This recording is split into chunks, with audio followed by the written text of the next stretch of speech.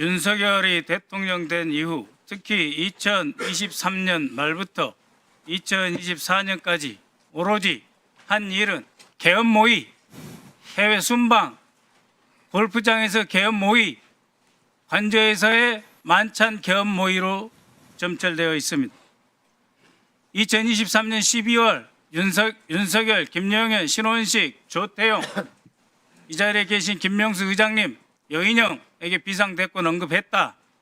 2024년 3월부터 4월까지 다시 삼청동 안가에서 신원식, 조태용, 여인영, 김영현에게 비상대권을 언급했으며 이때 이미 일본 신문에서 보도된 바와 같이 외교 참모들에게 술자리에서 자주 계엄 언급을 했죠. 그렇게 해서 5월, 6월, 7월, 8월 계속됩니다. 그 다음 화면 보십시오. 9월, 10월, 11월, 12월 윤석열은 국회를 해산하고 짓밟고 비상입법 대책기구를 설치해서 국회의원들을 비원 벙커로 보내고 필요시 U3 벙커로 가두고 선관위의 조작된 진술서를 받아서 더 이상 대한민국을 선거 없는 나라로 만들고 대법관 그리고 현직 판사까지 구속, 체포해서 사법부를 마비시켰어. 입법, 사법, 선관위 전체를 뒤집어엎고 영구 집권을 꾀했습니다. 자, 다음 화면 한번 봐주십시오. 계엄 모의를 위해서 2024년 2월 23일 이진우 소방사령관, 곽종근 특전사령관, 방첩사 방문하셨죠? 24년 3월 20일 이상민 장관 방첩사 방문했습니다. 더욱이 3월 22일 그러니까 여인영 방첩사령관, 신원식, 김영현 등과 만찬한 직전에 윤석열은 31년 만에 처음으로 방첩사를 방문했습니다. 그리고 한 달 뒤도 안 된 시기에 국군 방첩사령부령을 개정해서 사이버 및 대테러 활동을 지원토록 업무 범위를 확장시킵니다. 6월 10일 문상호 정보사령관 또 방첩사 방문합니다. 방첩사령부가 쿠데타와 반란의 본거지 아지트가 된 것이죠. 박한수 육군참모총장 6월 13일 방문하셨죠. 강호필 합참차장 7월 12일 방문하셨죠. 그리고 김용현이 국방부 장관으로 됩니다. 존경하는 국방차관님, 직무대행님, 그리고 합참의장님께 여쭙니다.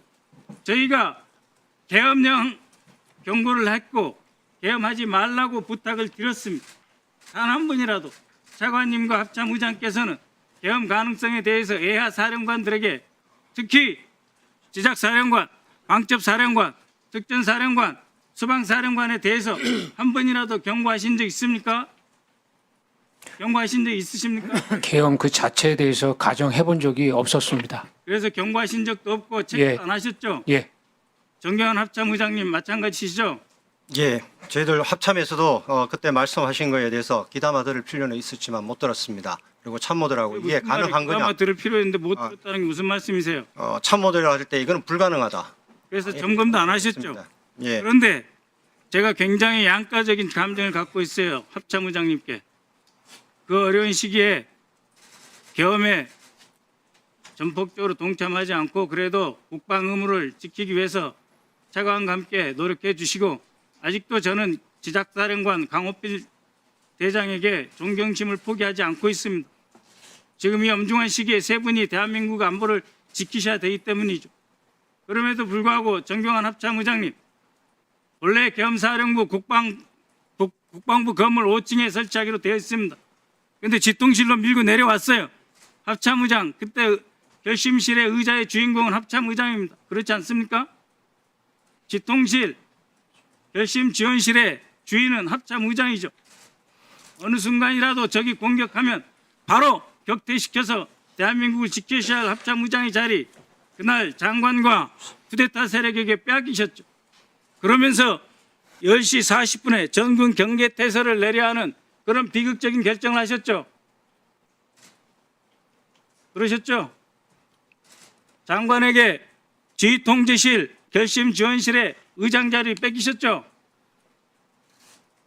대답을 왜 안 하십니까? 말씀을 하시면 말씀드리겠습니다. 그 부분은 조금 설명이 필요하기 때문에 다 듣고 말씀. 그러면은 제 질문 끝나고 다시 답변해 주십시오. 곽종근 사령관. 예. 아까 정경환 합참의장이 뭐 북풍 이용하지 않는다 그런 말씀하셨는데 북한의 서울에 북한 테러 부대가 침투할 가능성이 있고 매우 심각하다. 국방장관이 직접 지시한다. 이런 말씀을 애야 부대하신 적 있죠? 그리고 여인영 방첩사령관은 11월부터 북한 오물 풍선이 심각하다. 통신 대기하라. 계속해서 지시를 했습니다. 그러나 실제 북한에서 오물 풍선 내려온 건 11월 18일, 28일 두 번뿐이었습니다. 이진우 사령관 11월 9일 국방장관 등 윤석열과 함께 2층 공간에서 국방장관 공간에서 남침이 우려된다. 라고 해서 다 쿠데타 계획한 거예요. 그런데 어제 있은 국회 정보위에서 조태영 국정원장은 일체 대남 도발 흔적 없었다 이렇게 말씀하셨어요. 정경환 합참의장님, 이번 쿠데타의 핵심 세력이었던 방첩사령관, 특전사령관, 수방사령관이 모두 북한의 위협과 도발 가능성을 거론하고 있는 것이 바로 이 공소장이 다 나와 있어요. 합참의장은 그때 대남 도발 기미 없다고 보셨잖아요. 차관 직무 장관 직무대행도 없다고 보셨잖아요. 그래서 저희가 문제 제기하는 것입니다. 합참의장, 그럼에도 불구하고 민주당이 무슨 괴담입니까?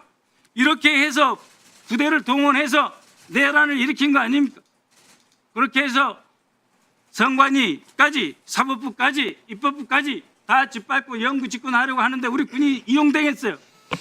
그것에 대해서 정의로운 분노감도 없습니까? 합참의장이? 권력권자로서 우리 군이 이렇게 악용돼도 되는 겁니까? 한 말씀 해보십시오. 예, 진심으로 안타깝고 이 자리에 군복 입은 장군님들이 계시면 안 되는 여기 국회 국방위원회 자리지 않습니까?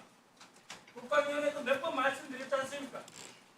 그럼에도 불구하고 의장께서 이 자리에 앉아서 이 공소장에 버젓이 북한을 위협을 이용해서 어물풍선 11월 달에 18, 28을 딱 두고 나는데 그럼까지 다 이용해서 비상대응을 준비하고 있는데 의장은 하나도 몰랐다고 그래요.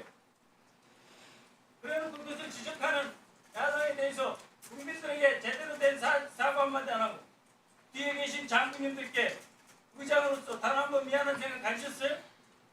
자, 이제 마무리해 주시고요. 네. 의장 신상발언 하세요. 예, 합참의장님. 예, 말씀드리겠습니다. 먼저 비상계엄에 대해서는 군을 대표해서 사죄드린다고 말씀드렸습니다. 사죄드립니다. 제가 군서일 1위로서 비상계엄을 사전에 알고 그런 것을 알고 제가 차단했다면은 제가 어떤 지금 지났지만은 그는 차단하는 게 제 임무라고 생각합니다. 하지만 못한 것에 대해서는 죄송스럽게 생각합니다.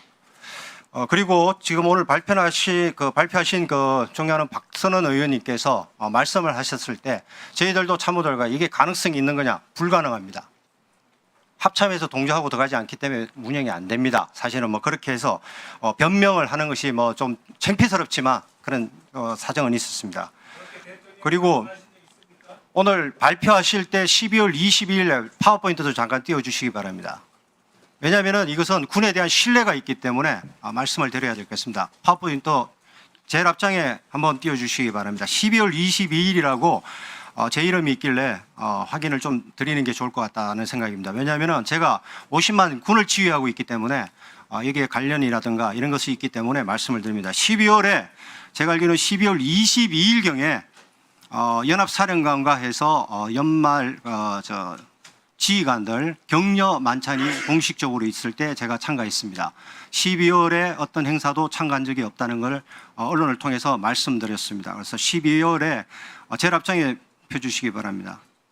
12월에 저게 뭐 제 이름이 있길래 왜 있는지는 모르겠지만은 나중 시간이 되시면은 의원님께서 설명해 주시면은 답변 드리겠습니다. 저는 22일 날 연합사령관을 포함해서 유엔사 부사령관 공식 부부 동참 만찬에 참가한 기억밖에 없다는 걸 말씀드립니다. 네. 그리고 지통실의 운영은 기본적으로 작전 사항이 되거나 했을 때는 장관이 내려와서 같이 앉아서 지휘하도록 되어 있고 결심 지원실은 특별한 회의가 있을 때 사용한다. 뭐 구체적인 얘기는 말씀 안 드리겠습니다. 보안이 유지되는 상황에서 운영되는 거기 때문에 누구든지 필요에 따라서 운영 요구하면은 사용할 수 있는 장소다.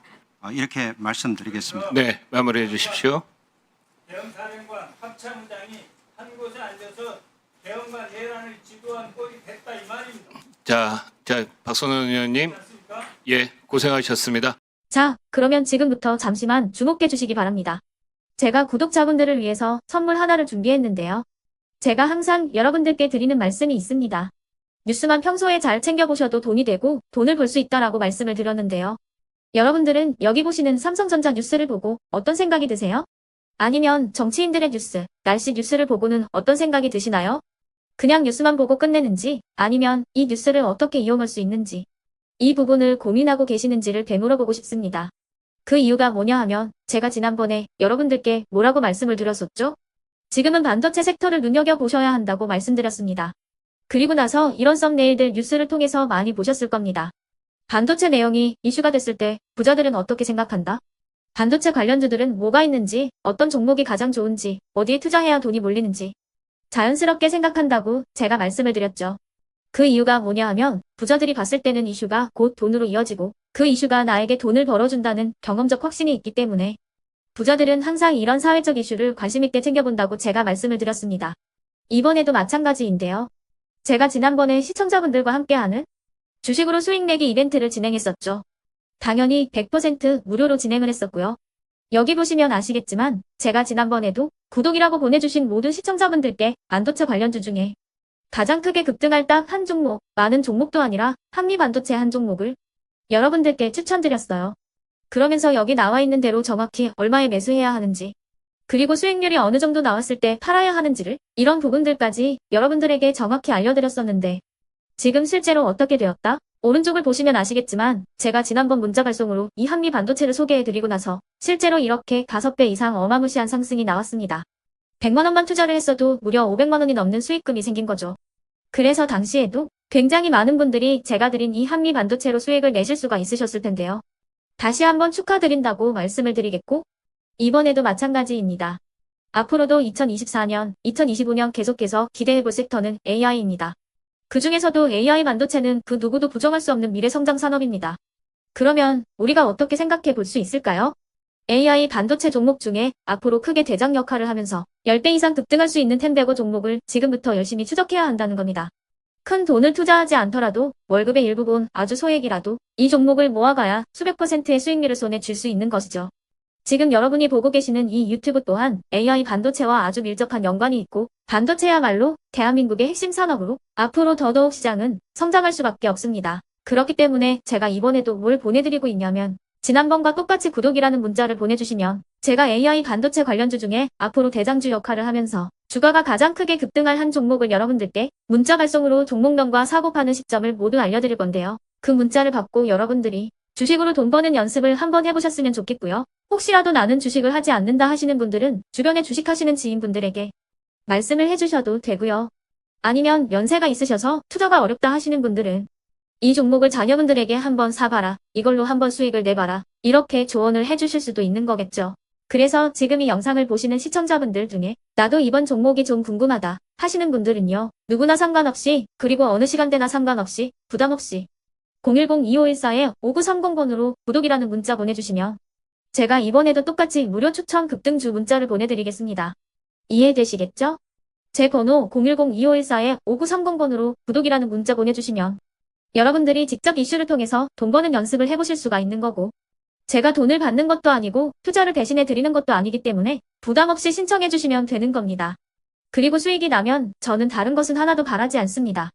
제 채널에 구독, 좋아요 한 번씩만 눌러주시라 이렇게 다시 한번 말씀을 드리겠습니다.